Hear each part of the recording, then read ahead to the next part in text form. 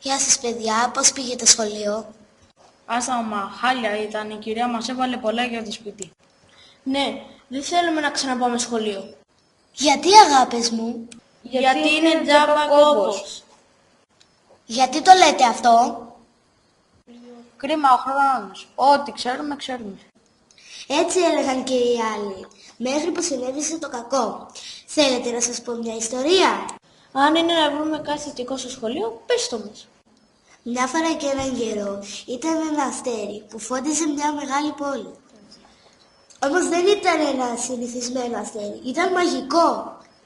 Κάθε βράδυ στις 12 η ώρα μπορούσες να ευχηθείς για κάτι, οτιδήποτε μπορούσες να φανταστείς. Wow, ωραία ιστορία για μωρά. Μη βιάζεσαι, ακόμα δεν άρχισε. Λοιπόν, έλα όμως που για κακή τύχη υπήρχε ένα παιδάκι που του κάναν μπούλι. Αχ, αστέρι μαγικό. Κάνε κάτι για να μην ξαναπληγωθώ. Κάψε το σχολείο, να μην το ξαναδώ. Έτσι και έγινε. Την επόμενη μέρα όλα ήταν στάχτη. Ο Φίβος ήταν τρελά χαρούμενος που το αστέρι εκπλήρωσε την ευχή του και έκαψε το σχολείο. Αχ, τι τυχερός ο Φίβος. Μακάρι να είμαστε κι εμείς έτσι. Μην το λες, ο Δήμος δεν έχει την οικονομική δυνατότητα να χτίσει άλλο σχολείο.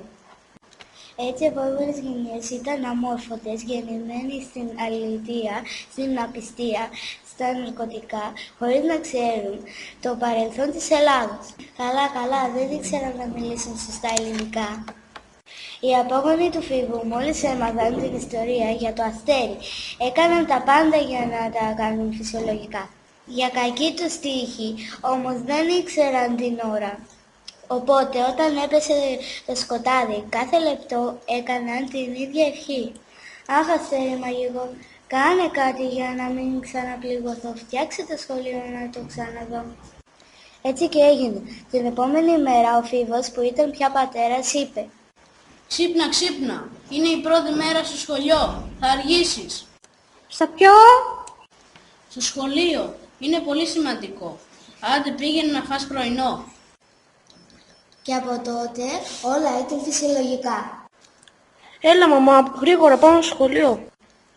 Μα τώρα είναι μεσημέρι. Το σχολείο είναι κλειστό. Δεν πειράζει, πάμε. Άντε καλά, πάμε για βόλτα. Ετοιμαστείτε και φύγαμε.